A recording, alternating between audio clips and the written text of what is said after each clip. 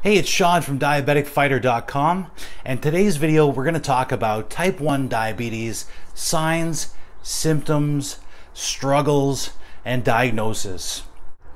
When I was diagnosed as type 1 diabetic in 2012, it was definitely the scariest moment of my life. I didn't know what was going to happen to me next. I had never had any sort of health issues, especially one as serious as that, up to date in my life. So it was kind of a nonchalant diagnosis from the doctor, and they said, you know, you're gonna have to start checking your blood sugar and taking insulin. And as calm and cool, as collected as that, they sent me on my way with a couple of appointments to see specialists. And from that point, I pretty much lost my mind. I searched everything online, and of course the internet is filled with all kinds of terrible stories of people of the past, which I know now is, I guess, historically, without good treatment, people would lose limbs and succumb to, you know, very serious complications.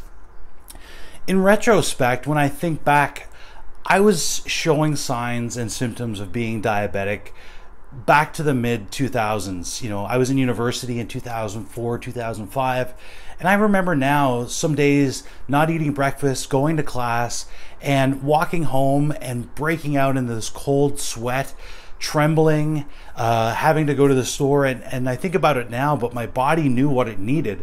You know, I would buy a Pepsi, a regular Pepsi, and just chug it, go back to my house, open the fridge, and just ravenously start eating everything. And I didn't really think anything of it then. I didn't put it together.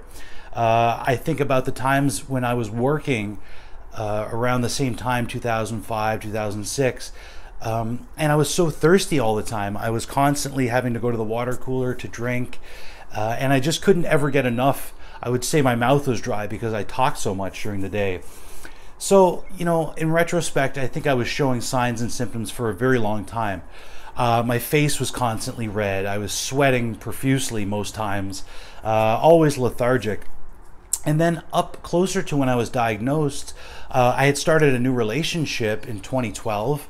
And, you know, my mood swings were so erratic. We were fighting if I had a couple of drinks, or, you know, I know now that having a couple of drinks with watermelon and fruit juice and maybe some vodka or whatever I was drinking at the time would send my blood sugar skyrocketing, and I would just get so agitated. My moods were just totally erratic, and I just didn't know what to do. I thought there was something wrong with me mentally. My new partner was suggesting that I go see some doctors and figure out that my behavior wasn't normal. I started rapidly losing weight. You know, I guess I was diagnosed in March, and probably in September before that, I started to experience rapid weight loss. I was always kind of working out and in shape, but I started to see my weight drop from around 230 pounds to, you know, when I was finally diagnosed, I weighed in about 212. I could never get full. I was always ravenously hungry. I remember eating a turkey dinner at my family's house and then going back to my place within an hour and just still hungry.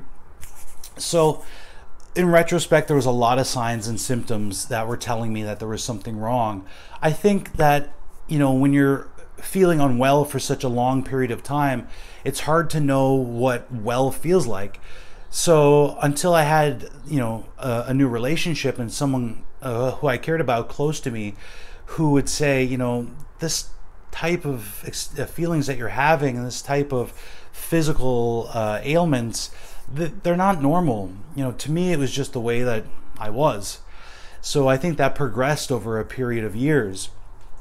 If you are experiencing anything such as, you know, dry mouth, irritability, lethargy, frequent urination, you know, constant hunger, please go get yourself checked, get some blood work done, check your fasting blood sugar, and see what your levels are. When I got my fasting blood sugar checked, my numbers were 15. So average, you know, they're looking for a normal range of around 4 to 5. So mine was 15. It was 3 times what it should have been. So immediately they knew I was diabetic. At first they thought I was type 2, given the fact that I was in my late 20s. But after trying metformin and a couple other pills, it wasn't lowering my blood sugar, so they knew that there was something else up, and I had to start insulin immediately. So the diagnosis came quickly. There wasn't a whole lot of hand-holding or a whole lot of education. The information that I know now as a diabetic, a nutritionist, and a personal trainer has helped me to cut my insulin usage in half and to really get my body in shape. So, you know, there's a lot of things that you can do as a type 2 diabetic to reverse the disease, and as a type 1 diabetic to cut your insulin and medication in half, or come off of all the medication altogether with diet and exercise. So that about does it for today's video about the signs, the symptoms of type 1 diabetes and my diagnosis.